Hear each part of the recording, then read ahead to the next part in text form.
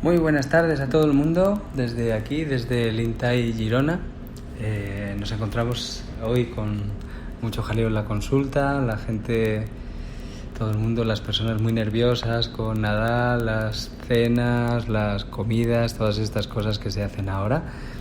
Y bueno, ya sabemos que hay personas que ya han aprendido y normalmente cuando llegan las fiestas nos cuidamos mucho más que en otro momento del año, y bueno, pues otras personas que no se puede evitar comer diferente. No voy a decir ni bien ni mal, solo diferente. Y luego pues bueno, tenemos todos esa sensación de que estamos embutidos y de que estamos como inflados y de que empachados, ¿no?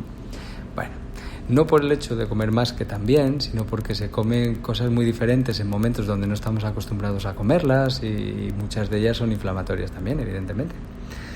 Pero bueno, que cruzaremos los dedos y felicitaremos no solo el 2020, sino el 2021, porque luego pasa tan rápido, como ya tenemos experiencia, que a la que nos descuidamos estamos en Semana Santa y a la que nos descuidamos es verano y otra vez Navidad.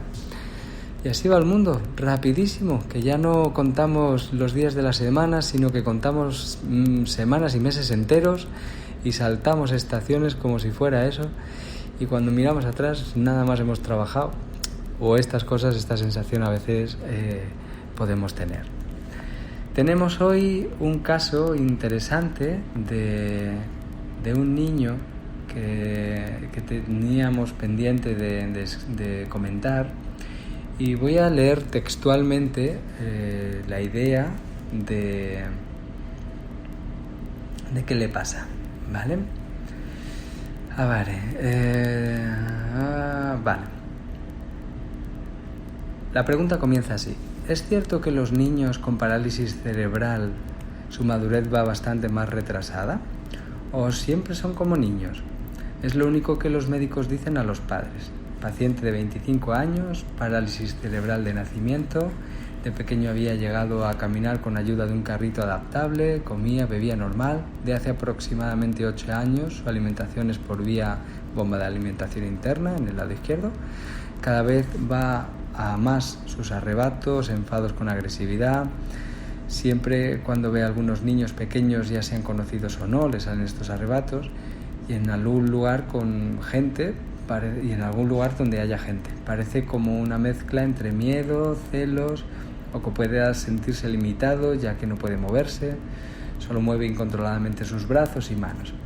En general es un chico sonriente, y si está en casa y con su madre es cuando mejor está y más tranquilo. Y cuando le dan estos arrebatos acaba con vómitos, sin dormir, le cuesta unos 3 días recuperarse. Con su tratamiento general se le ha hecho más hincapié en el maestro del corazón, pero de momento no hay demasiados cambios aparentes. Bueno, lo primero que vamos a hacer es ver las analíticas, porque aquí hay que tener en cuenta algunas cosas. Primero, una parálisis cerebral de nacimiento, esto se puede decir, no es lo más habitual. Normalmente pasa cuando hay una falta de oxigenación cuando el bebé comienza a respirar. Entonces puede haber pasado que haya tenido en alguna circunstancia, por una vuelta de cordón o alguna cosa así, algún problema de oxigenación arriba en el cerebro. Ya sea porque ya estaba respirando y por algún motivo ha pasado la situación, o como digo, por una vuelta de cordón antes de nacer y estrangula la subida de sangre al cerebro y se queda sin oxígeno igualmente. Bien, de la sangre que debería estar circulando hacia arriba y el oxígeno que le entra por cordón umbilical con la sangre de la mamá, ¿vale?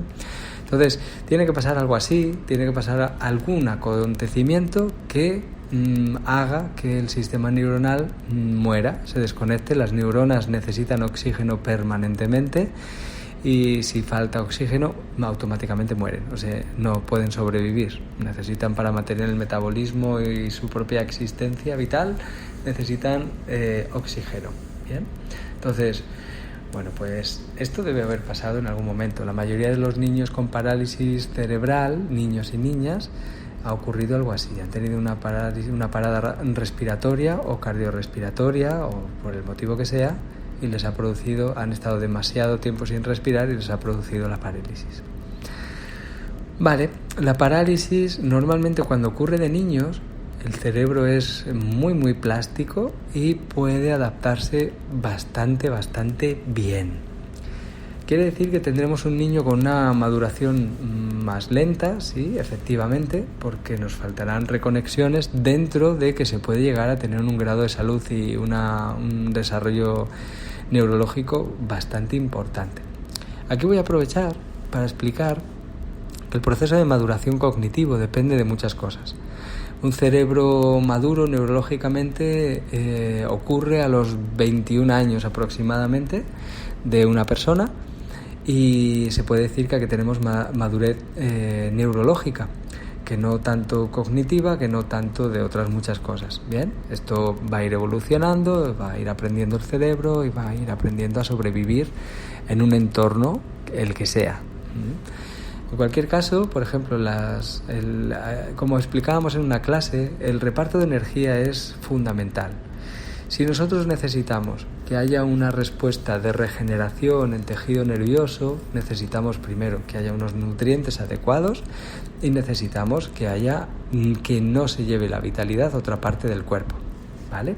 Aquí recuerdo, por ejemplo, función de triptófano, de B12, de una serie de cosas que ahora mencionaré un poquito más detalladamente y que van a influir en ese proceso de regeneración o no. Si tenemos procesos de inflamación en otras partes del cuerpo, siempre es en detrimento del sistema neuronal central, ¿bien? Y de otras partes, porque por inmunología morimos, por quedarnos un poco tontos no, vamos a decirlo así. Entonces, es decir, si tenemos una infección podemos morir, pero no nos morimos si nos quedamos un poquito con la cognición y la respuesta neurológica un poquito más baja, ¿vale? Entonces, normalmente ya sabemos que la vitalidad orgánica se va derivando pues a sistema nervioso, a inmunología, entre medias dependiendo de la respuesta metabólica, que sea correcta o no. Y bueno, las decisiones que va tomando el timonel, el cerebro, concretamente en la parte del hipotálamo, y cómo va adaptando la respuesta fisiológica y va derivando tarea o priorizando hacia resolución, inflamación, regeneración, etcétera, etcétera. He mencionado el triptófano porque el triptófano, como otras sustancias, pues tiene una peculiaridad y aquí es donde necesitaremos saber cómo duerme el niño, cómo come, si tiene otras patologías añadidas, es decir, una historia que no nos han enviado, pero que sería bastante interesante. Vamos a intentar deducirlo de todas maneras. Ya nos ha dicho algunas cositas, pero nos falta bastante información. Nos ha dicho cómo reacciona con los miedos y con que se pone muy histérico hasta que le dan esos especie de ataques, etcétera, etcétera. Evidentemente el triptófano, recuerdo que tiene 3 vías de actuación y dependiendo de una u otra, de cómo está el cuerpo, pues va para una o va para otra. Por ejemplo, si hay que regenerar, pues para allá. Si hay que dormir, pues hacia serotonina para convertirse después en melatonina. Si hay que inflamar, pues a inmunología. Si estamos inflamando, normalmente se deriva inmunología. ¿Qué significa esto? Pues que tenemos el problema de que no vamos a dormir tan bien. Al principio sí, pero luego no, si tenemos inflamaciones de largo recorrido. Y por supuesto regenerar un poquito menos, no se deriva para allá. ¿Bien? Y luego, bueno, como explicaba antes, no es que sea la cosa más importante, pero será un factor importante. Hay algunas sustancias necesarias para que haya una buena reconexión y respuesta. Primero, que la inmunología no derive o no demande energía para resolver o para inflamar. Esto es lo primero que tenemos que tener en cuenta. Segundo, es dependiente el proceso regenerativo del cerebro del tiroides y del hígado. Recuerdo que la especie humana tiene el hígado más grande en comparación al resto de animales en función de que tiene el cerebro más grande también. Ponía el ejemplo de un elefante con 2 billones de neuronas, ¿no? Y un ser humano con 16 billones de neuronas en un espacio más pequeño. Esto es una pasada de conexiones y de todo, ¿no? y tiene el hígado en proporción más grande de todos los mamíferos del planeta, porque tiene que dar soporte de vitalidad a un cerebro que consume como un bestia. Bien, entonces aquí tenemos una dependencia del ritmo del consumo y de la respuesta metabólica, que va a ser en función del tiroides y de la respuesta que puede dar el hígado. Esto es fundamental. Esto significa que necesitamos, lo primero, a materia prima con la que trabajar y asegurarnos de que su hígado y su tiroides funcionan bien. Y, por supuesto, asegurarnos de que su inmunología no está inflamando de manera constante. Entonces, nos han dicho que tiene unas medicaciones que yo he estado mirando también, algunas las conocía, otras no, y que tienen que ver con el proceso de inflamación en digestivo, porque no va bien de vientre, porque tiene un estreñimiento importante, porque, bueno, pues una serie de cositas ligadas al digestivo. Aquí es donde tenemos el problema de inflamación.